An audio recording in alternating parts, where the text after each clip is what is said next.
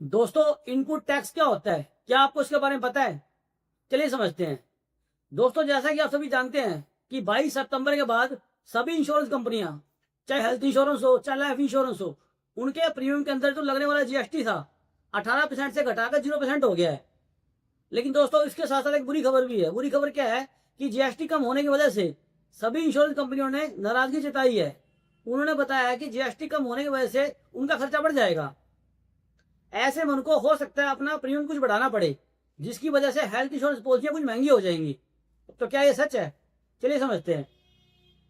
कोई भी कस्टमर अगर हेल्थ इंश्योरेंस का प्रीमियम जमा कराता था तो हेल्थ इंश्योरेंस वाली कंपनी उनसे 18% जीएसटी लेती थी, और जो सरकार है वो 18% जीएसटी कस्टमर से लेती थी और कुछ जीएसटी जो है इंश्योरेंस कंपनी से भी लेती थी।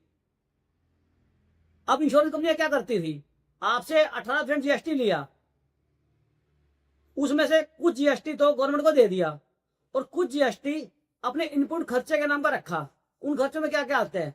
जैसे कि मार्केटिंग करना, ऐड करना, ऑफिस खर्चा, स्टाफ सैलरी, मेंटेनेंस, मतलब ये जो ऑफिस का जो भी खर्चा होता था, सर्विसिंग का लगा लो, उस खर्चे के नाम का जो टैक्स होता था जीएसटी का, उसी को बोलते हैं इनपुट टैक्स। तो अब इंश्योरेंस कंपनियां बोल रही हैं कि अगर हम सारा जीएसटी माफ कर देंगे तो वो जो टैक्स था वो हम कहां से देंगे? इस कारणवश हो सकता है हम अपने इंश्योरेंस मेडिक्लेम पॉलिसी का जो प्रीमियम को बढ़ा दें। तो अगर ऐसा होता है तो हेल्थ इंश्योरेंस पॉलिसी का प्रीमियम कुछ बढ़ने की संभावना है। तो दोस्तों, ये थी इंश्योरेंस के बारे में लेटेस्ट अपडेट। इंश्योरेंस के बारे में ऐसी और जानकारी के लिए हमारे साथ जुड़ें, हमारे चैनल को लाइक करें, शेयर करें, कमेंट करें, सब्सक्राइब करें। Ensure smart India.